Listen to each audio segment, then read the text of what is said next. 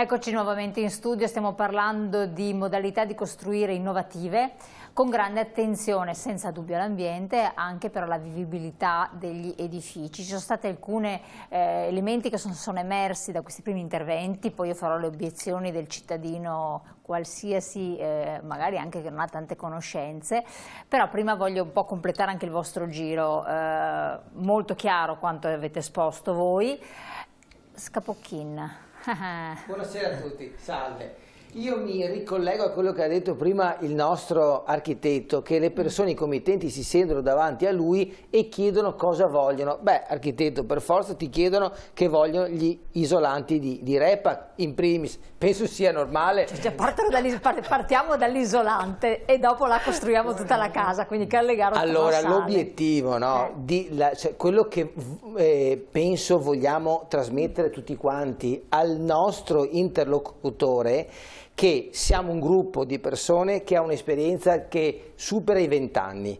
Ne abbiamo viste di tantissime tipologie costruttive, abbiamo sbagliato, perché bisogna dirlo, abbiamo sbagliato tanto anche noi.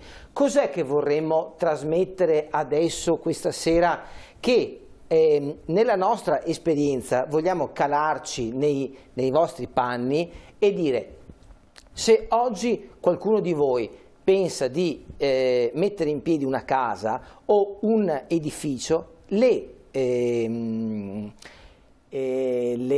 tipologie di offerte sono tante, dai sistemi costruttivi, quindi dalla tipologia di isolanti termici, calandoci proprio nella tecnica dell'EPS, del polistirene, comunque in tutti i materiali che esistono oggi, in tutte le tipologie costruttive, perché c'è la tipologia del laterizio, la tipologia del legno, la tipologia dell'acciaio, del cemento, la tipologia delle pompe, il serramento in PVC, in alluminio, il costruttore, quindi oggi cos'è che vorremmo dirvi? Oggi l'obiettivo che noi vogliamo trasmettere in primis è che vogliamo cercare di farvi fare una casa, non commettere errori, farvi risparmiare dei soldi e dei tempi, perché oggi ormai siamo abituati alle tecnologie di Amazon, schiacci il pulsantino e il giorno dopo ti arriva a casa, no, l'oggettino. Quindi vogliamo darvi una soluzione veloce, una soluzione rapida, una soluzione economica, ma corretta, cioè non andare a sbagliare il tiro, perché le offerte oggi di mercato, da internet alle fiere settoriali, ce ne sono veramente tante.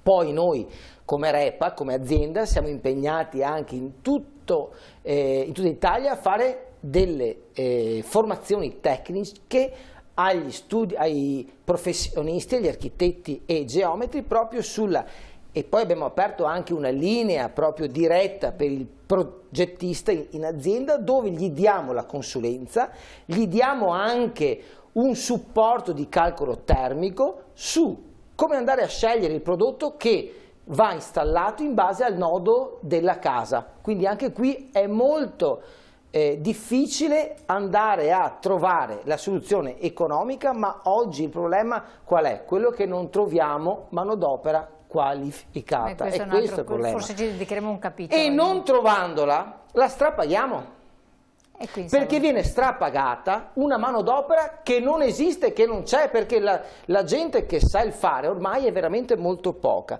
Quindi noi come azienda vogliamo dare un prodotto prefabbricato dall'azienda che sia finito e vogliamo prenderci le responsabilità, vogliamo affiancare i costruttori tecnici a andare a creare delle abitazioni oggi in maniera veloce e facile, senza andare a sbagliare, in supporto anche ai serramentisti, che questa sera c'è Malherbe Infissi, oltre che ad essere un amico, un cliente che ha scelto di usare il nostro prodotto Shutterbox, andare proprio ad eliminare tutti i problemi che derivano dalle pose in opera. Questo è quello che problemi incontrate voi negli infissi, e quindi che tipo di partnership si può creare rivolgendovi però naturalmente al consumatore finale, quindi ipotizzate che io possa essere il potenziale interessato. Allora, il cliente finale ha un'aspettativa che la casa sia perfetta. Per ottenere questo i passaggi sono tantissimi e innumerevoli, dal progetto all'impianto, alla scelta dei pavimenti, alla scelta delle strutture, per poi arrivare alla finestra. Tutti elementi che concorrono insieme, simultaneamente, al raggiungimento del risultato. Uno vanifica l'altro, per cui la perfezione deve essere in tutti i passaggi. Il prodotto che Scapocchin Enrico presentava prima è un sistema che si unisce all'involucro edilizio ed è un sistema che dà semplicità alla gestione del cantiere, dà garanzia di costi, elimina le perdite di tempo e tutti i particolari che sono fondamentali per avere una finestra performante, un involucro performante, far funzionare bene gli impianti, concorrono insieme allo stesso obiettivo. Quindi la selezione dei prodotti, l'installazione dei prodotti deve essere fatta con coscienza in modo che tutto funzioni perfettamente. E quindi è di aiuto e di supporto per ottenere un risultato finale anche più veloce a questo punto, per installare. Ma voi fate su misura sulla base dei serramenti, cioè se l'architetto fa un bel progetto di una finestra grandissima e poi ci dovete stare dietro anche voi con Scapocchin, ci sono un sacco di sarti, non voglio togliere le competenze alla tua azienda, però la sartorialità anche nello studio del nodo della finestra è fondamentale, la capacità di gestire un prodotto che ha delle complessità, dico bene? Esatto. E quindi poi unirci all'involucro edilizio. Ecco qua vediamo l'esempio di quello che dicevo. E calandoci nella professionalità di Malerba, noi andiamo a creare ogni volta la tecnologia, tutte le scelte costruttive difficilissime, però con una cura del dettaglio che è veramente spettacolare, riusciamo quasi sempre, mi permetta, cosa dici, ad coronare i suoi sogni. Faccio divertire l'ufficio tecnico di Repac ogni tanto. Grazie. Bello questo, faccio divertire. È bellissimo. Bravo. Siamo arrivati al costruttore e quindi qui incominciamo anche, avviciniamoci al discorso della parte dell'involucro, no, dell'edificio, che è un po' il tema anche di quest'oggi. Avete un ruolo strategico, fondamentale, perché dopo attorno a voi tutto il resto, tutti gli altri danzano se sono fatti i lavori fatti bene, no? Sì, infatti noi abbiamo un ruolo fondamentale perché adesso, come abbiamo potuto sentire, siamo un gruppo di professionisti con tutti più di 20 anni di esperienza e unire tutte queste competenze diventa un ruolo strategico perché ogni professionista cerca di dare il meglio di sé per il tipo di progetto che viene pensato dall'architetto, dal progettista. Però poi tutti questi aspetti, metterli insieme, diventa insomma un ruolo fondamentale, perché poi tutte queste figure vanno anche coordinate poi nella pratica, perché un conto è pensarle nel progetto e analizzarle nel progetto, ma poi un'altra fase importantissima è quella poi della messa in cantiere, insomma, della pratica, della messa in opera, delle maestranze. Giusto per fare un esempio che è abbastanza comune, giusto per far capire, no? L'involucro edilizio, che si parla molto di cappotti, di isolamento termico, quando uno pensa all'isolamento termico pensa a un cappotto generalmente, no? Quindi l'isolante delle pareti, ma in realtà un involucro termico è composto da tanti fattori. Il cappotto, per esempio, ha un'importanza che incide il 25% della dispersione complessiva di un fabbricato. Un altro 25% è dato alle finestre, ma non solo alla finestra in sé, come è montata la finestra. E qui entra in quel discorso che stavano facendo prima. Esatto. Poi un'altra percentuale se ne va dal tetto, dall'ultimo solaio, un altro 20%.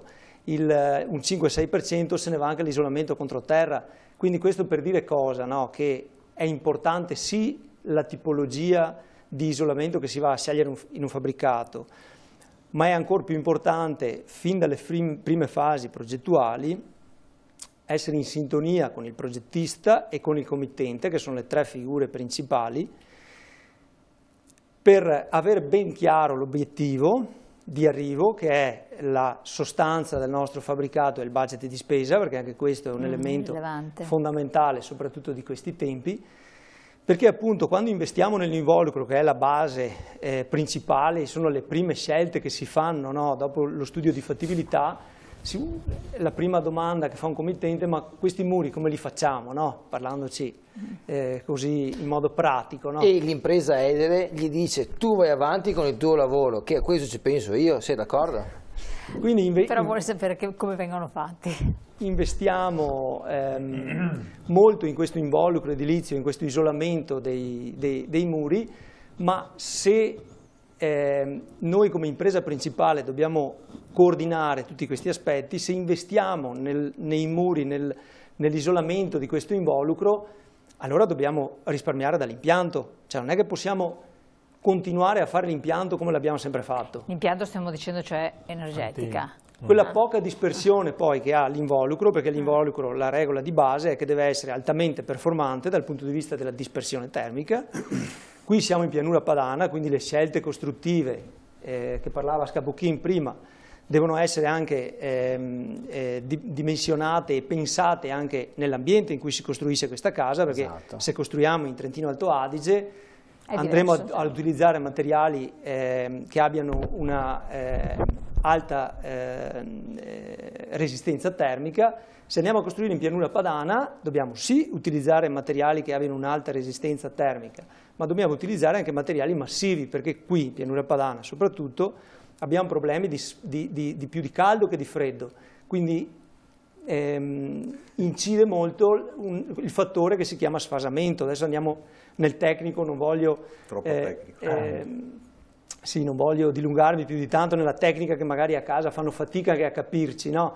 Però questo involucro deve avere anche una grossa inerzia termica, quindi noi abbiamo un involucro altamente performante che per certe ore del giorno addirittura, anche se disperde un po', riesce a mantenersi perché abbiamo inerzia, cioè si scalda in modo automatico dai muri, per capirci, perché sono caldi e hanno una buona inerzia termica. Allora questo impianto paradossalmente dobbiamo, non dico che non debba più esistere, ma è veramente piccolo. È quello che diceva, un supporto iniziale. Ed è lì che sta il vero risparmio energetico, dobbiamo mettercelo in testa. Cioè quello che l'Europa ci chiederebbe. La bassa dispersione, l'efficientamento energetico deriva dall'involucro edilizio. L'involucro edilizio deve dare il 70-80%, è lì che sta il segreto del fare un involucro altamente performante ed anche dove si riesce a contenere poi il budget di spesa, perché più grande l'involucro, più piccolo deve essere l'impianto, e poi a ruota tutto quello che ci va dietro, no? Cioè più grande è l'involucro, scusi, più abbiamo murature importanti, spessori di muri, giusto? Sì. È questo o più metri quadri abbiamo di casa? No, più grande l'involucro, intendevo come più spessore. Esatto, perché forse non è passata correttamente. Più abbiamo delle murature importanti, coibentate, meno importante deve essere l'impianto. Deve dire qualcosa a questo riguardo. Sì, mi aggiungo, posso? Sì, assolutamente. Dopo io faccio la domanda sullo spessore, chiedendo anche all'architetto. Prego. È un qualcosa che nella termotecnica già da diversi anni si parla, ma concretamente c'è poca gente che ha coraggio di provare, di addentrarsi, di dare una risposta. Cioè dare una risposta che se io costruisco bene, disperdo meno, quindi spreco meno energia e di conseguenza dovrei ridimensionare l'impianto. Quello che ho detto ancora anche la trasmissione precedente, noi stiamo sviluppando impianti che sono ancora il classico radiante a pavimento con 7 cm di massetto distribuito su tutta la superficie dell'abitazione. Questo succedeva già 20 anni fa. Ora, diminuire il costo dell'impianto, diminuire l'impatto del costo impiantistico sull'opera, cosa si deve fare? Si deve procedere intanto a non fare più quello che facevo prima, ma iniziare un processo nuovo. Cioè, di radiante ne esistono a parete, oppure anche a soffitto, con questi tubicini da 10 mm sotto intonaco su 2 cm. Perché abbiamo scelto questo percorso con la Callegaro Costruzioni? Per il semplice fatto che l'edificio, primo l'ha detto Callegaro Costruzioni prima, ecco, questi sono degli esempi di applicazioni. Primo, l'immobile che io costruisco ora, al mattino avrà delle leggere dispersioni che io devo integrare. A mezzogiorno, che avrò una temperatura esterna di 5, 6, 7 gradi, mi auguro che non abbia nessuna dispersione, se no chiederemo a Callegaro Costruzioni come mai. Cosa vorrebbe dire sta roba? Sta roba vuol dire che io devo scegliere un impianto primo radiante, perché abbiamo detto prima che è la miglior definizione del comfort. Che sarebbe radiante, lo spieghi in termini, questi qua, i tubicini. Tubicini messi a soffitto e un radiante a soffitto. Primo radiante, ma la seconda cosa più importante che il settore non se ne occupa, non so se non voglia occuparsene o non so se si chieda, si domanda, non lo so, deve essere veloce.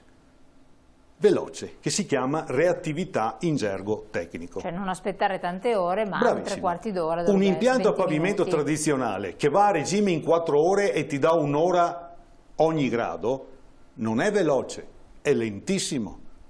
Allora, la mia bella struttura che ho fatto con Callegaro Costruzioni, che disperde un grado forse nell'arco di una notte e la devo integrare nelle prime 2 ore del mattino, forse in un'ora, non posso attivare un sistema che è lento, che impiega 4 ore.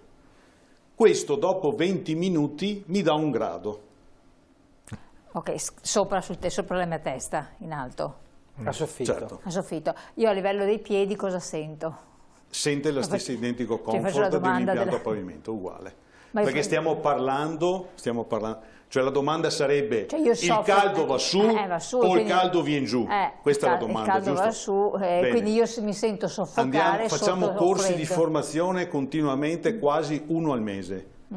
Facciamo fiere e non so, pubblicazioni continue a spiegare cos'è l'irraggiamento. L'irraggiamento praticamente è quello che succede in montagna. Se noi siamo su in montagna, in un bel rifugio d'inverno, con la neve che è proprio qua dietro a me, no? Qua. Però c'è il sole. Cioè, se c'è neve ci sono 0 gradi qua. Certo, sì. Qual è la percezione? Che si sta bene. Quello è l'irraggiamento. Che, ascoltando la natura, guardando la natura, l'abbiamo ripetuto dentro le case. Cioè, non ha niente a che vedere col sistema ad aria, perché se il mio conduttore termico fosse l'aria, l'aria è più leggera dell'aria più fredda, l'aria calda è più leggera dell'aria più fredda, quindi si insaccherebbe tutta quanta a soffitto e il sistema non funziona. Il sistema radiante ha a che fare col 10% con aria, l'altro 90% è irraggiamento, un'onda termica. Cosa ha fatto Energetica? Energetica si è inventato di creare un centro didattico a dimostrare questo dentro i suoi uffici. Ma questo fa caldo e anche freddo? Fa anche freddo d'estate. Allora, grazie. E con l'umidità? Grazie. Aspetta. Allora, se l'edificio che noi abbiamo ben costruito ha bisogno di pochissima energia invernale, purtroppo, come diceva Callegaro Costruzioni, abitiamo dentro la Val Padana e la Val Padana ha un denominatore comune, estate e inverno che sia, l'umidità. Nebbia. Quindi noi, il benessere, cioè l'abitare meglio che ho spiegato prima, che ha a che fare col comfort termico, ha a che fare con i 26 gradi d'estate, ma con il 50% di umidità. Se io ho 26 gradi d'estate con il 70% di umidità, io dentro a quella stanza non sto bene. Allora, come riesco a ottenere questo? Esatto, sopra la testa. È come ho letto un libro tempo fa che parlava proprio di termotecnica e descriveva e dava una descrizione del soffitto radiante estivo come il cielo di notte. Che di notte l'ombra diventa fredda e c'è proprio il precipitare del freddo, no? La stessa cosa succede all'interno degli impianti, cioè noi qua mandiamo acqua refrigerata a 16 gradi, 18, e otteniamo ambienti, addirittura l'altro giorno da remoto guardavo un impianto come stava lavorando dal nostro ufficio tecnico, avevamo raggiunto anche 24 gradi di temperatura interna d'estate, il che abbiamo chiamato il cliente e abbiamo detto che forse a 24 anche no, gli americani sì, noi no. Noi 26 è già che più sufficiente, perché andare fuori e trovare 40 gradi non mi pare un gran comfort. Ecco. Lo posso utilizzare d'estate? Certo. È economico? Sì che è economico, perché se io vado a fare, non copro più tutte le superfici del soffitto, ma vado a fare proprio un'operazione sartoriale, merita i metri quadri che debbono essere sufficienti a coprire il fabbisogno invernale ed estivo. Quindi la competitività di questo sistema diventa nel fatto che non è capillare, non è totale sulla superficie. Ma con queste variazioni, adesso dobbiamo dare anche pubblicità, ma queste variazioni termiche non è che provocano poi che il gesso in alto, il soffitto comincia ad alterarsi, che ci sono delle muffe, che ci sono degli aloni di umidità, tante belle cose. Allora, le rispondo in due modi con questo modo. Se fosse a pavimento sarebbe ancora peggio. Infatti lo spostamento a pavimento... Perché se io ragiono, faccio un esempio, devo andare dentro una camera, noi proprio fare un impianto a pavimento è il peggiore dei posti dove lo devo andare a fare. Cioè io lo metto sopra a 1,5 cm di legno, 3 tappeti, un letto basso, un armadio, 2 comodini, un comò e noi abbiamo l'impianto là sotto.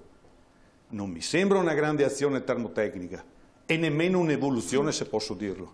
L'evoluzione, se tu lo sposti a soffitto, è quasi sempre libero.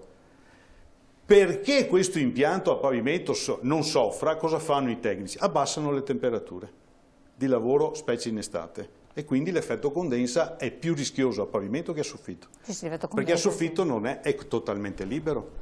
Dopo comunque ci sono tutti gli apparati di sicurezza e di garanzia che tutelano il cliente. Il pavimento non è caldo d'inverno, perché non può scaldare il pavimento, cioè i cammini, i piedi scalzi sul freddo. Noi, le rispondo in questa maniera, noi abitiamo purtroppo edifici non di nuova costruzione che non sono mai stati isolati contro terra. Invece la Callegaro Costruzioni è già da tempo, da molti anni, che fa un bel isolamento di 10-15 cm di EPS contro il terreno, a salvaguardare il comfort termico al contatto del piede. Sì, vorrei esprimere un concetto. Grandi cose questa qua. Sì. Perché alla fine, scusa, termino dicendo una battuta. Io rispondo sempre in questa maniera. Noi non ci occupiamo di scaldare i piedi alle persone. Non ce ne occupiamo. La termotecnica non se ne è mai occupata di questa roba qua.